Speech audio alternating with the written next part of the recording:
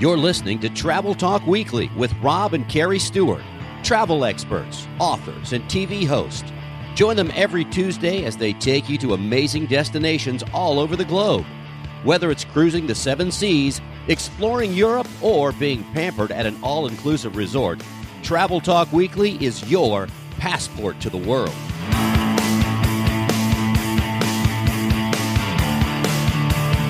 Hello and welcome to episode number 77 of the Travel Talk Weekly Show. Original air date, March 30th, 2021. And this is a show that I was very excited to write and talk about. I know, right? So we just got back from an amazing trip to Utah, and I can't wait to tell you all about it. We were there to visit my friend and college roommate, Tiff, whose daughter was getting married. So congrats, Lexi and Jeff. And then we also got to see my other roommate from college, Jen, and her husband, Ben, and their kids, Bella and Griff. And they actually came and visited Clearwater over Thanksgiving. And we're so excited because I think we've talked them into coming back this year. And the funny thing is, we didn't even have to talk them into it because Ben came up and said, now, just so you guys know, we're going to come back down. We had a great time. I know. Plus, we got to get a lot of family time in, too. We did. And there are some shows where because of the topic, it kind of writes itself. And this show is one of those shows. And while we were on this trip, we kept saying, oh, this is going to be such a good show. I mean, we had a great time hanging out with family. One of the things that I enticed you to come out and go to Tiff's daughter's wedding. Bribery. Was bribery called. We're going to go skiing while we're out there. And it was pretty funny, especially all of the things that happened on this particular trip. I know, right? It was crazy. But first, I have some great news, which could affect the future of this show. I got a call on Saturday that I won $10 million, and I only had to get them $25,000 to get that payment. That sounds like a great deal. Okay, I kind of played this out, and I had this guy calling me like every hour asking me if I had gone to CVS to get the gift cards. Yep, that's going to happen. Plus, I recorded a few of the calls just for the entertainment value. Like how people fall for this is amazing. It blows my mind. Well, and how he was falling for you actually going to do it just concerns me that there are people out there that get taken advantage of by these people. Oh, I know. He called me again yesterday while we were at lunch, and I told him to hold for my accountant. He promptly hung up. Yeah, I think that's the last time you'll hear from him. No $10 million for you. So I guess that means we have to keep doing the show. I guess so. We want to start this show and with some big thank yous. Yeah, we have a lot of thank yous. First, Alpine Adventures. They are our partners in building ski trips. And a company they recommended called Ski Butlers. More on them later. Eric at the Canyons Village Transportation. And he is our transportation guy for Park City from now on. Also, Miley at the Silverado Lodge where we stayed. And we had a great conversation with her. She helped us out. And then I think the manager's name is Brenton. He upgraded us. Like we walked in, I'm like, oh, this is, nice room. It's kind of small. Wait a minute. There's a second room with a full kitchen, another bathroom, and a fireplace. I know, right? Had we even known that, maybe we could have enticed some of the nieces and nephews to come up and join us. Yeah, we could have bribed them. One of the things that made this trip so awesome is we got to see a lot of your family, both of your brothers, 2 of your sisters, a whole bunch of nieces and nephews, and best of all, we got to spend time with your mom, who is amazing. I know. We had her homemade cinnamon rolls. I mean, my brother and his family made an amazing Disney-inspired meal. And then that same day, we went over and had homemade pizzas at my sister's house with that cool little, like a pizza oven. Yeah. It was pretty cool. A propane-powered pizza oven that they had to put outside because you can't have that in the house. And it was really cold that day. Yeah, it was. And of course, we couldn't go all the way to Utah and not get in at least a couple of days of skiing. And when it comes to planning ski adventures, which this one definitely was, you will hear all about that adventure.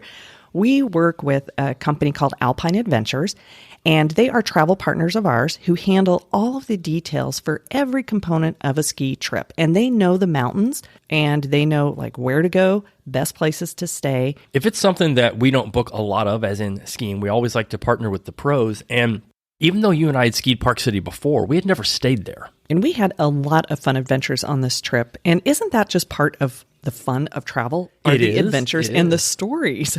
We also learned some new things and came back with some funny little adventures. Yes. So let's start off with something that in the past hasn't been an issue, but definitely was on this trip. Which is really weird. I know. And it caused a ton of stress for both of us. And that was Lyft and Uber. And it started before we even left our house in St. Pete. When we're going to be gone for about a week, we'd like to take Uber or Lyft to the airport. Even though we live pretty close to the airport, we like getting dropped off at SkyCap because it makes it a nice start to the vacation. Yeah, nice and easy. And on this trip, we were about 15 minutes from when we wanted to leave.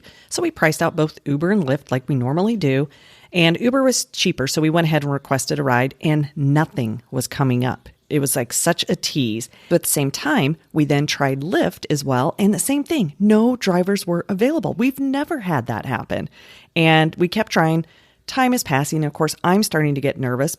And eventually, Uber driver was found, but then the app said he won't be there to pick us up for another 25 minutes. And I could see he was all the way over in Tampa. And I'm like, 25 minutes? I don't know about that. And this is all at 3 in the afternoon on a Thursday. It's not like it's a peak time.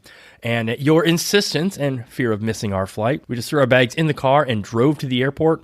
And we're just going to go park in the economy lot. Yeah, so we pulled up to SkyCap because we did have a lot of bags, and only to learn that they closed at 3. And so we had to take everything in, and we were checking 3 bags. So I was like, okay, I'll just run in, check the bags, and then I'll come back out and hop in the car. And yeah, we had, our ski equipment. So everything was kind of bulky, and it was a little much for one person to be trying to juggle around. It was crazy. And so after some decisions, I went ahead and went in, and there was a huge, long line. So I'm in line, and again, I'm starting to get nervous because this line is not moving very fast. There was only one person checking bags, and so I'm waiting, and then I realized I have the car key in my pocket. And of course, like a lot of modern cars, it's a push-button start, so we don't have to have the key in the ignition itself. And I'm just sitting in the drop-off lane going, I can't go park because I'll never be able to get the car to go that far without a key. So the drop-off for the bags was a little further in the building than normal. It was. And so I was just like, you're going to have to come and get the key. I can't get out of line. And we don't normally fly Delta, and I forgot where the Delta desk was. Yeah, so we decided the line's too long. I'll just check bags, and then we'll just meet at the gate, and you'll go and find parking. But that didn't really work out so well either. So I pull up, and they've got one of those tote boards. They have them at like the Disney Springs parking lot. Same thing. And it tells you how many spaces are available. And all 6 floors, 5 floors, whatever it was, they all said full. Luckily, I did find a spot, but economy parking at Tampa Airport is way out there. Yeah. And yeah, that was a very stressful start to our vacation. So lesson learned, if you do want to take Uber or Lyft or any kind of a transfer in advance, whether it's a cab or a private transfer, always schedule it in advance, because guess what? The same thing happened to us when we were trying to go from Salt Lake City up to Park City. We were having a hard time finding an Uber or Lyft. Eventually we did on that one. But then when we wanted to go to the airport on our return, we couldn't find anything. So we found out that Uber and Lyft, maybe it's because of the shutdown, but we've been using them, a lot. We went to Cancun twice and used them. Never had a problem. But lucky, the very nice person at Silverado Lodge said, I have a transportation company I use. Now, here's the difference. It was about a $40 Lyft ride. With this private company, $125. Yeah, a little bit more. But they were there, and they Reliable. were reliable, and they got us to the airport. And he was telling us, because he works that area a lot, he was saying that Uber and Lyft up there have like a 95% turnover rate. Yeah, which is pretty crazy. And the guy that took us from Salt Lake City to Park City, who was a Lyft driver, he was only driving for like a week. He just started. Yeah. He owned a service station. He sold it. I'm like, oh my gosh, now you just get to drive around in this beautiful area. So we had not skied since our last trip to the French Alps in 2013. So it was, it had been a while, but we were so excited to get up to Park City and skiing. And also it had just snowed the day before, so we knew the conditions would be great for our first ski day. And seeing the mountains with snow on them for the first time in 8 years, because we had been to Colorado, but not up in the mountains. And just to see snow in the mountains, from your mom's front window was very cool. Yeah, I forget how pretty the mountains are. In Park City, there are 2 main ski areas, especially if you want ski in, ski out, or something close to that. There's Park City Mountain Village, the official Park City Mountain. There's also the Canyons Village. And we were in the Canyons area. Park City used to be its own ski resort. So much has changed since we skied there. So much. And then you'd have canyons that they were completely separate. So they were independent 2 ski resorts. Now it is just one. But one of the great things about Park City, if you've ever skied like to Colorado, is it is a short ride from the airport. Park City is only about 45 minutes, and that is much better than the 2, 3, 4 hours going into the Colorado ski resorts. And with so many components that make up a ski trip, we worked with our friends over at Alpine Adventures. They know the slopes, the resorts, the ins and outs, how lift tickets work. The last time we skied, it was a paper lift ticket. Now it's a credit card. They know what to avoid. They're experts at equipment rentals, pretty much everything. So it's a done-for-you vacation package. Yeah, so huge thanks to Amy and Cassie over there who made this so easy. I mean, we were definitely out of practice when it came for skiing ourselves. And we also knew if we had any questions, we could just give them a call. And it was also a crazy busy week trying to get ready for this trip. And for some reason, I had it in my head that we were ski in, ski out. And as we're going up in the lift, I'm like, I don't think this is ski in, ski out. And they responded right away. So yeah, remember it was going to be a lot more money. I'm like, yep, that sounds like us. And also a service that we only knew existed because of them. And that's called Ski Butlers. More on that later, but they were awesome. So to give you kind of an idea about a ski vacation, we thought it would be fun to just kind of hop through things like lodging, the skiing experience itself, equipment, and a few of the details to get you ready if you want to go on a ski adventure as well. So the first thing is when it comes to choosing lodging, we loved the location. It would have been nice if we would have been ski in, ski out, but we were trying to save a little bit on our budget. But one of the key things whenever you do a ski vacation is always find a resort where you have a hot tub. That is a must do. And that's something that we did every day. I was a little sore because our nephew Johnny, really into baseball, so we were at your mom's house and I was playing catch, and a couple times the ball went behind me and I had to go run down the street to get it. And I was like, wow, the altitude really does affect you. Yeah, I know, right? And it actually worked out good that we were able to acclimate a little bit and then head up and go skiing. Hot tub is a must do. And, it was so fun though, because we went every single night, and every single time we met some really fun people just hanging out, swimming, who now will be future clients because we are introducing them to some really cool ski opportunities that are coming up. And we were talking to your brother Blake, who was down here in the Tampa Bay area about a month ago, and he was saying that normally, it takes a while to get their heart rate up or how many steps or something. He said the beach couldn't happen. But again, they live in Utah. Yeah. So it's much easier to get acclimated to sea level than the other way around. Yes, that is so true. Our favorite experience, though, when it does come to choose lodging is if your budget allows, do a ski in and ski out. And what this means is that you literally ski straight from the mountain to the door of your resort. And then down the hallway and right into your room. You don't ski in there. You don't do, that's not it. Yeah. And that's something that you and I are going to do for a trip we're taking in December. We'll talk about that in a few. And in this case, we were close enough. The shuttle ride was maybe 2 minutes. Like we were really close. And the Silverado Lodge, they had a free shuttle, which is really easy to use. And you just open up an app and requested a ride. Yeah. And so we figured out a cool kind of pickup place that they could come and get us, as opposed to meeting us in the village area. We could ski down a little further and they would come and pick us up there where it wasn't as congested, which was kind of nice. Full disclosure, we found that place by accident on the first day. Yes, we did. And it was just easier than, coming down to the bottom of the runs and then taking off your skis and carrying them to where a shuttle could pick you up. It's about 100 yards. But this, we skied and, the ski racks were 10 yards from the end of the run. We just called them. They picked us up. One thing we learned about the two sides of those, or, the canyons versus Park City, is canyons is mostly blue runs. And for those of you that don't ski, blue is the intermediate. So they're going to be a little bit steeper than the green runs, which are the easiest. But Park City did have a lot of green runs. Yeah. So if you were a beginner skier, you may want to stay over on the Park City side. They did have at least one green run. I think they had like one or two. And it was a gondola that took you up mid-mountain. And so that's an option, but you would never ski all the way down because you would have to get on a blue run in order to do that. Also, this is time for a Rob and Carrie ski trip. If you've never skied before, or if you haven't skied in multiple years, probably a good idea to take a lesson. Now, a little bit different because I used to teach, so I kind of picked it right back up and I could help you. But if you haven't skied in a long time, or if you've never skied, take a lesson. It's just easier. Definitely. So the cool thing, though, is now that this is all one big ski resort, you can ski from canyons to Park City or vice versa. And we did that on one of our days. It did take us multiple lifts, a couple runs, and a gondola, but still very easy to do. And like the gondolas at Disney, one family per gondola. Yeah, I kind of liked the distancing that they were doing. I did too. Yeah, no complaints for me on that one. Now, it did take us about an hour to get from canyons to Park City.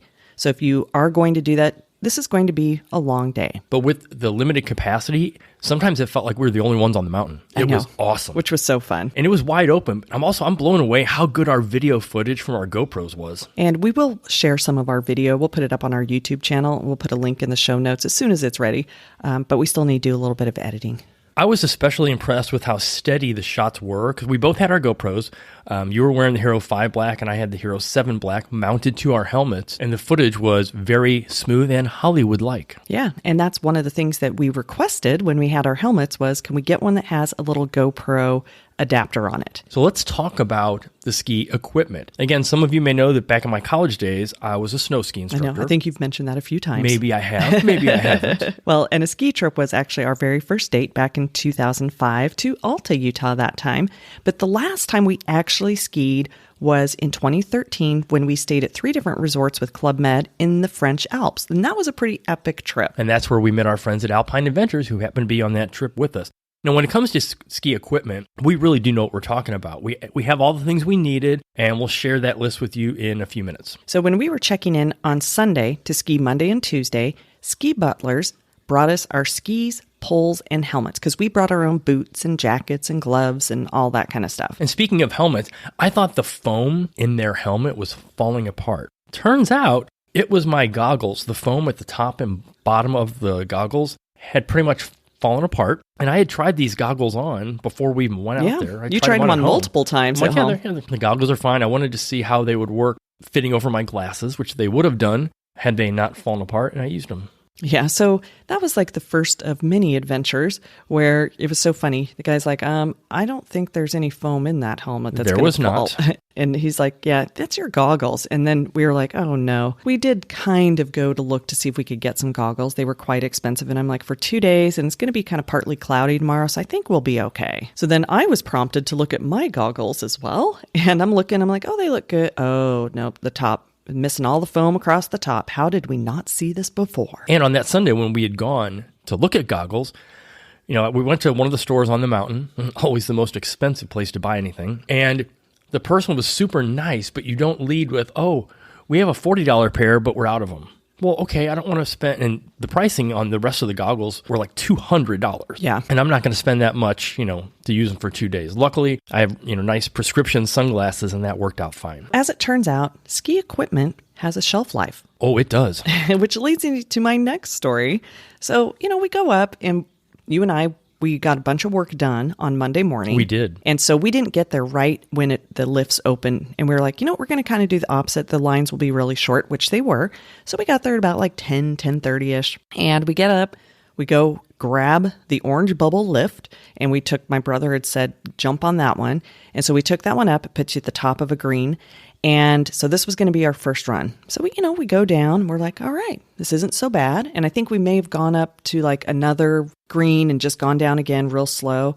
And then we were like, okay, I think we're ready to go over to a blue and hop on a new ski lift. Because that's pretty much how it works. If you've never been skiing, you get on a lift and these lifts get you from the bottom of a certain area up so you can ski down, and there's tons of them on the mountain. Yeah, sometimes it's like connect the dots. Yeah, it's kind of fun. So as we were riding up one of these lifts, I looked down and I was like, oh, maybe I'll get like a cute photo with my skis. It would have been a cute photo. And I looked down at my boot and I was like, my boots look like they're missing some pieces. Now, I didn't feel them getting looser or anything, but this was pretty epic. I'm looking at them and I'm like, wow.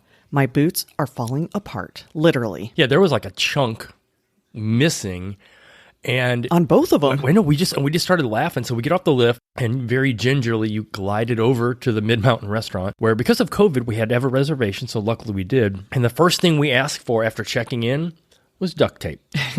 And then you wanted some zip ties, both of which they had, by the way. And I wanted the zip ties because the strap at the top of my boots was splitting in half, kind of separating. But the funny thing was the other employees that came to our table just to see you working on your boots with the duct tape. It became, and it is DUCT, duct tape, but it became the photo op of the day. And people were just, oh my gosh, I've never seen that. And every person we talked to, even the guy at Ski Butler, she's like, I've never seen anything like this. It was definitely quite the It experience. was very rare. The plan was that we were going to then just ski down and then we'd call ski butlers and just rent some boots from them. I go to stand up from lunch and the top half of one of my boots pretty much disconnected from the bottom half. And that was really weird. So I said, you know what? And we were very lucky if you think about it. We should probably just hop on the gondola and go down. Now, Which had we been any other place, we would have had to ski down. we would have had to have skied down. Because when you're at the top or mid-mountain, they don't let you just get on and ride down. Right. With the gondola, they do.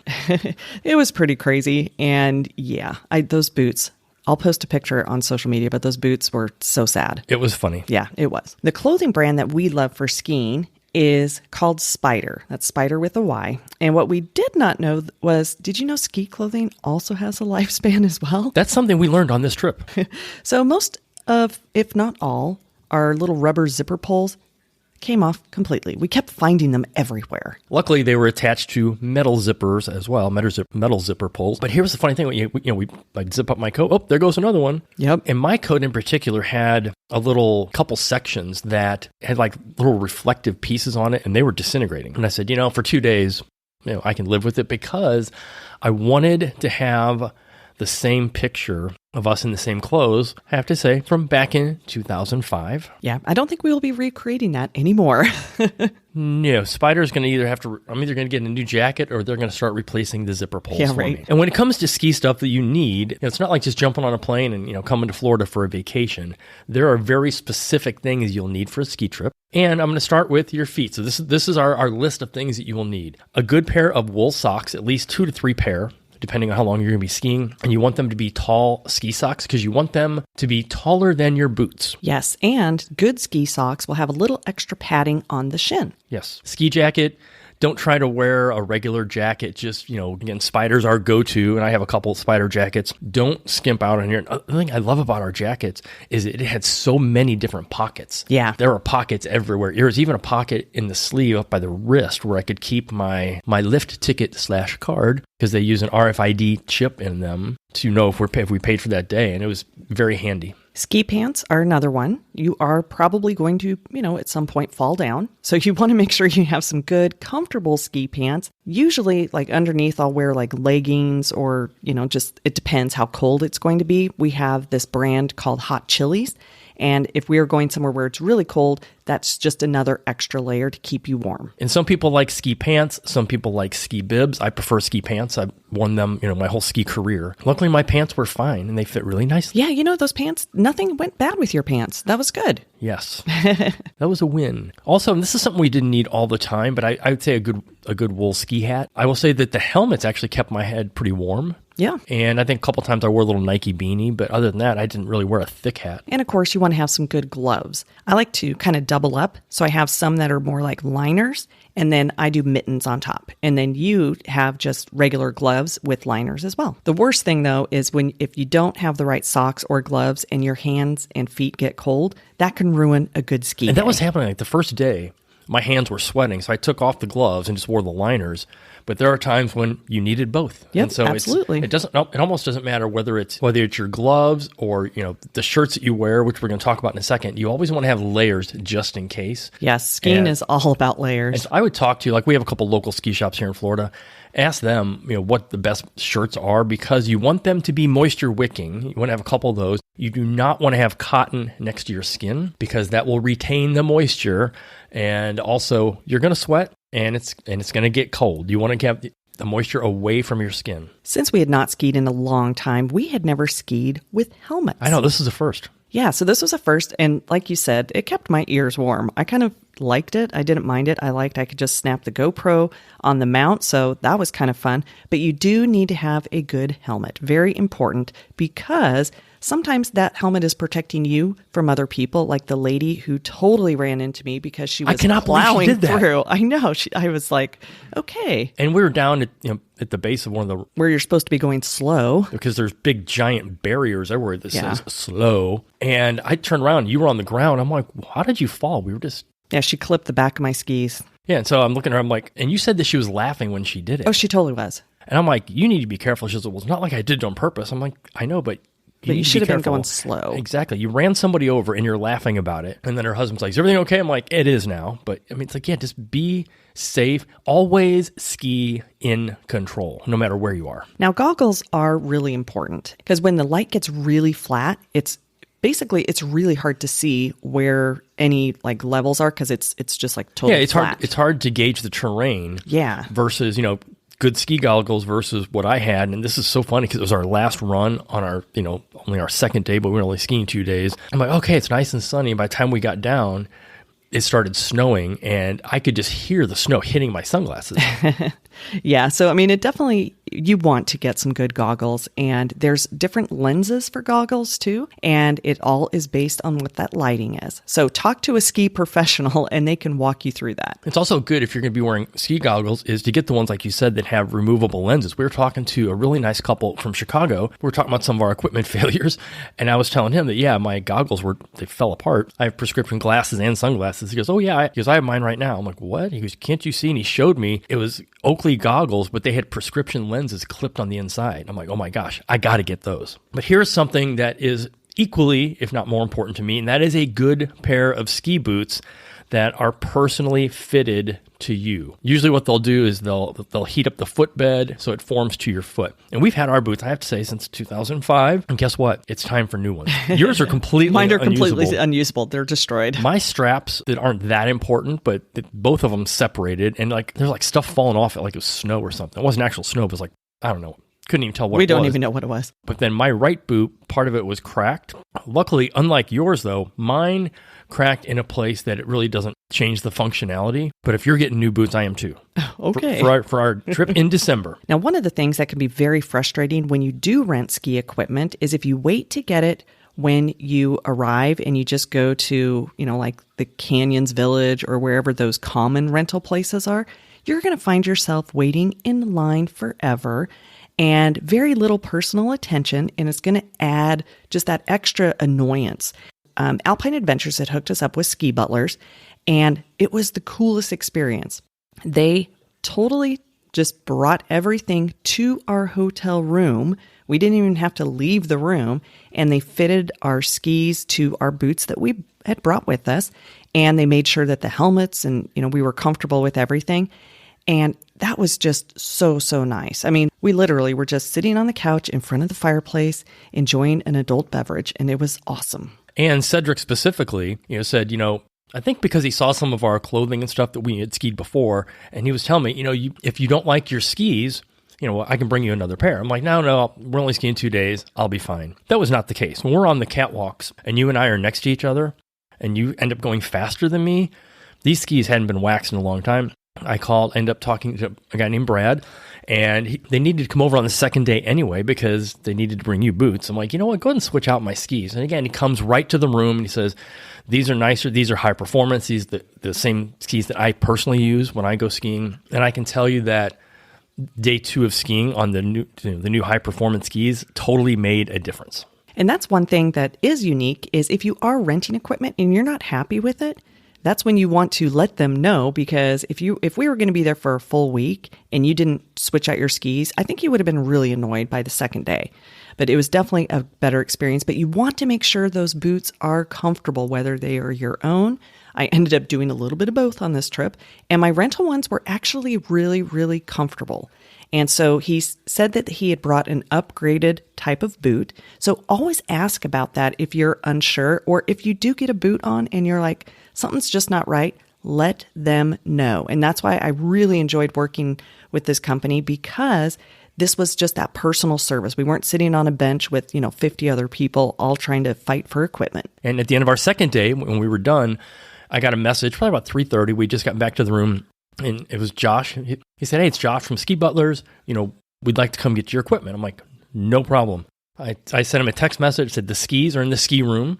He said, I'll grab those and just put the pair of rental boots and the 2 helmets outside your door, which we did because we wanted to hit the hot tub one last time. Yeah, great service. Now, one of the things since COVID and everything is that has changed how you do some skiing is when it comes to food, especially in Park City, reservations were critical. If you take Disney World vacations, you're already used to this.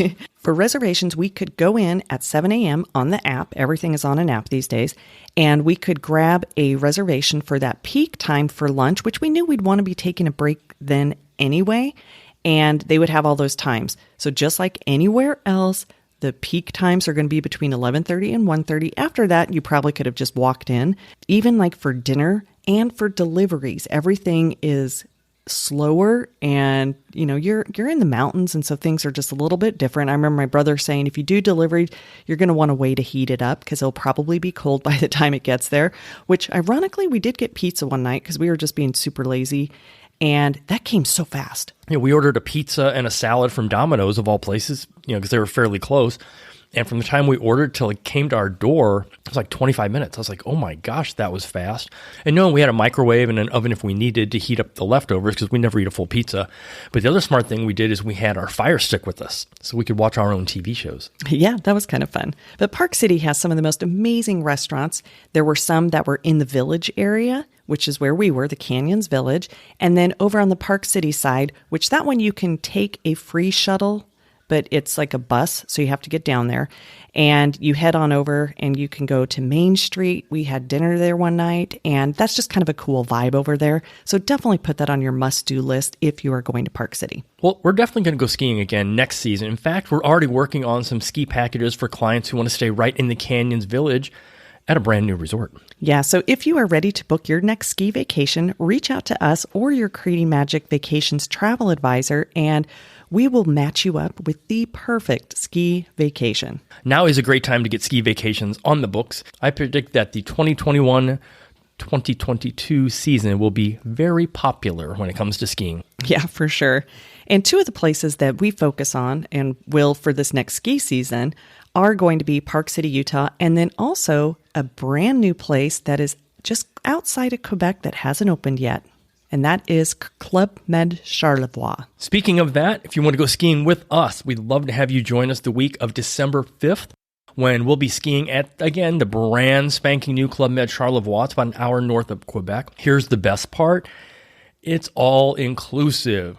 And here's what that means. Your resort room, your lift tickets, your ski lessons if you want them, plus all food and drinks, including the adult variety. Yeah, and we were very fortunate to experience this in France with Club Med. At that time, there were no all-inclusive resorts in North America, and that was back in 2013. This is actually the first one in a long, long time, so we're really excited about that. And one thing I did was I priced it out. So this is for 2 adults for an entire week. Again, including all your food, skiing, everything I just mentioned. It was like $3,600 for 2 people. For 2 people. Which is crazy. You can't go and ski Utah for that cheap if you're going to go for a whole week, including all your food, your drink, your equipment, and your lessons, which we took some of their lessons when we were in France, and they were really great because they pair you up based on your skill level.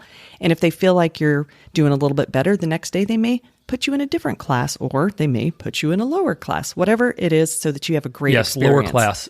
Or maybe it's middle class. I don't remember. So here's a funny story. Because we were posting a lot of things from Park City, a good friend of ours named Jack, he reached out and he told us that he bought a condo there in a brand new place called the Pendry. And we started laughing because we were standing next to the building the day before, and it's still very much under construction. Yes, it is. It was wrapped in plastic, not to keep the workers warm, but to keep the snow out because it's still wide open. So we told him for our special clients, we will put them in his brand new place and we'll help manage it. That means transportation from Salt Lake City Airport right to the Pendry and personalized ski rentals from our partners at Ski Butlers. Yeah, that's going to be a really nice package. I'm excited about that. So that is Rob and Carrie's ski adventure. It's been a long time since we've skied, and I can't wait to go back. And hopefully, if you're listening to this and you would like to join us, reach out because, skiing with friends is more fun. I totally agree. And when we talk about December 5th, that's the grand opening week at Club Med Charlevoix. So we're going to be there for the grand opening. It's going to be awesome. We're also excited to announce that for the month of April, it's all about cruising, where and when to go. Also, how to choose the right ship for you, how to pack, and every Tuesday in April is going to be Cruise Tuesday. We'll leave you with this. The world is a book, and those that don't travel read only a page. It's time to get back to the ski vacation. Well said.